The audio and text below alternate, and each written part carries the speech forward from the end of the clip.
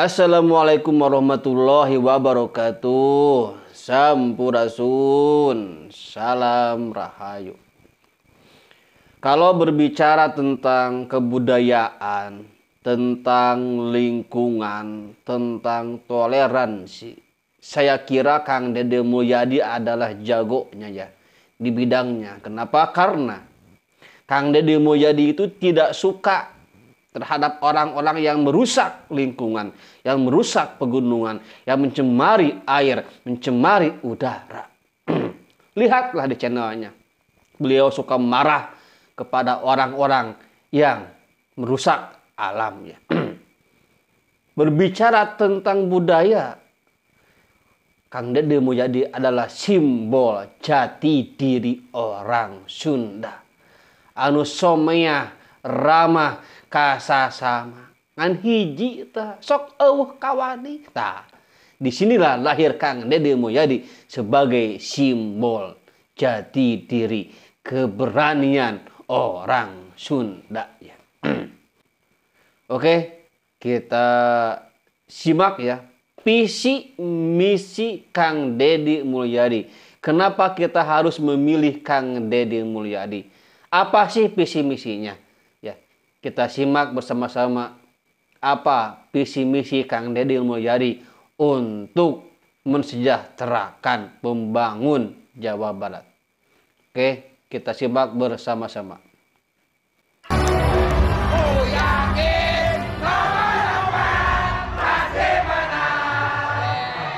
Assalamualaikum warahmatullahi wabarakatuh. Seluruh warga Jawa Barat dimanapun berada, khususnya warga Cirebon yang hari ini turun air dan banjir jalannya. Dalam sosiologi kebudayaan Sunda terkenal kalimat ciri sabumi, cara sadesa, jawadah dukung biritna sacarana sarcarana lain tepat sejen itu. Sosiologi itu berangkat dari kerangka teologi orang Sunda yang disebut dengan papat kalima pancer. Artinya adalah manusia itu terlahir bersenyawa dengan tanahnya, terlahir bersenyawa dengan airnya, terlahir bersenyawa dengan panas mataharinya, dan terlahir bersenyawa dengan udaranya. Persenyawaan itu melahirkan 4 karakter kebudayaan. Yang pertama melahirkan bahasa, yang kedua melahirkan makanan, yang ketiga melahirkan pakaian, yang keempat melahirkan seni. Keempat karakter itu dalam sosiologi masyarakat Jawa Barat terkenal dengan 4 sosio kebudayaan. Yang pertama kebudayaan Kulon, kebudayaan Priangan, kebudayaan Cirebonan, dan kebudayaan Betawi. Kerangka dasar ini akan melahirkan ekosistem yang namanya ekosistem ekonomi. Ekosistem ekonomi pegunungan, ekosistem ekonomi pedataran, ekosistem ekonomi kelautan, dan ekosistem ekonomi perkotaan dan industri. Seluruhnya harus dioptimalkan dengan 4 kerangka dasar. Yang pertama adalah mengevaluasi seluruh tata ruang di Provinsi Jawa Barat. Yang kedua, melakukan pembangunan yang didasarkan pada konservasi dan perlindungan sumber daya alam. Yang ketiga, mengembangkan pembangunan berkarakter yang melahirkan identitas wilayah, baik arsitektur, jalan, dan berbagai produk pembangunan lainnya. Kemudian yang keempat, pembangunan yang menghormati kebebasan beragama dan memberikan perlindungan ibadah secara merdeka. Inilah visi yang kami sampaikan dari pasangan nomor 4. Assalamualaikum warahmatullahi wabarakatuh. Terima kasih. Jelas ya, itu adalah visi dari Kang Dede Mulyadi ya. Ternyata bahwa sosiologi itu terlahir dari teologi orang Sunda. Memakai teologi orang Sunda, papat kalima pancer.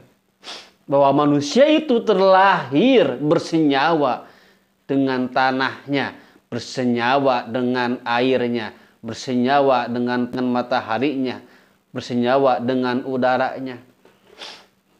Artinya kenapa? Artinya bahwa setiap manusia itu mempunyai karakter masing-masing. Kita orang Sunda punya karakter dengan bahasanya, makanannya, pakaiannya, dan juga seninya. Ya, setiap daerah punya makanan khas masing-masing. Setiap daerah punya pakaian masing-masing. Setiap daerah punya bahasa masing-masing. Setiap daerah punya seni masing-masing. Itu terlahir dari papat kalimat pancer. Bahwa manusia terlahir bersenyawa dengan alamnya. Ya, luar biasa.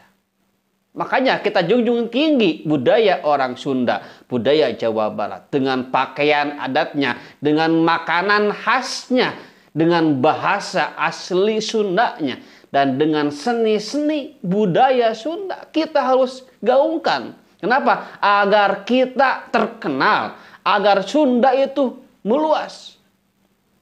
Ya, seperti halnya Bali, kental dengan budayanya. Seperti halnya Jogja, kental budayanya. Dan sekarang Kang Dede Mulyadi adalah harapan kita agar orang Sunda bangkit.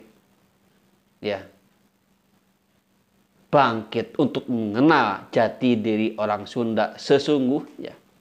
Karena kita sudah lupa tentang budaya kita sendiri ya. Dan juga bagaimana Kang Dede Mulyadi menjelaskan 4 kerangka dasar evaluasi tata ruang ini. Jangan sampai kita salah kaprah dalam pembangunan. Akibatnya fatal kalau kita salah kaprah dalam pembangunan.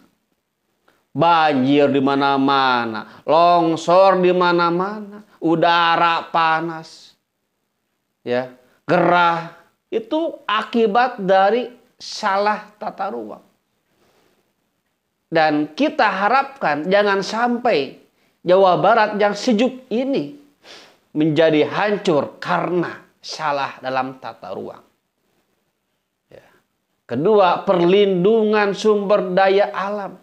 Jangan sampai gunung ditebang di mana-mana. Pencemaran lingkungan, sungai, lautan, ya, sawah dihabiskan dengan pembangunan. Harus ada ruang untuk pegunungan. Harus ada ruang untuk kelautan. Jangan sampai kita mencemari alam. Fatal akibatnya. Kita di sini air tidak beli. Udara masih sejuk. Dengan udara kampung yang masih asri. Air tidak beli. Gratis di sini. Masih jernih. Tidak tercemari dengan pencemaran air. Ya. Orang lain di kota. Air sudah beli. Di rumah gerah, pakai apa? Pakai AC. Semua serba beli. Sungai-sungai pada kotor, banyak sampah di mana-mana, bau cubluk. Jangan sampai tempat kita Jawa Barat tercemar lingkungan akibat salah tata ruang.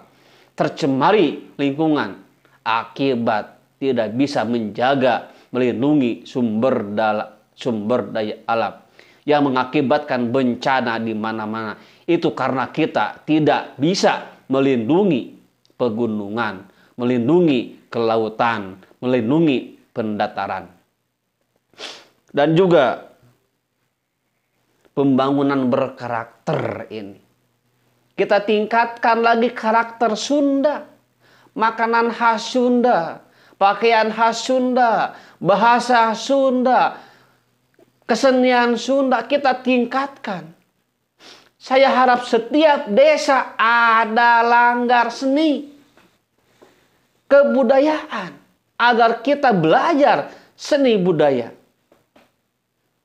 Wayang golek, pencak silat, tari jaipong di mana-mana. Setiap desa harus ada langgar seni agar kita belajar berkesenian Sunda, belajar budaya Sunda sebagai jati diri dari orang Jawa Barat. Dan terakhir adalah kebebasan beragama. Ya, nanti kita akan lihat bagaimana Kang Dede Mulyadi menjawab atas intoleransi beragama yang semakin tinggi di Jawa Barat. Apakah dari kita asli orang Jawa Barat ataukah dari pendatangnya? Kita akan kawal terus Kang Dede Mulyadi menuju Jabar 01 agar Jawa Barat menjadi lebih baik. Assalamualaikum warahmatullahi wabarakatuh.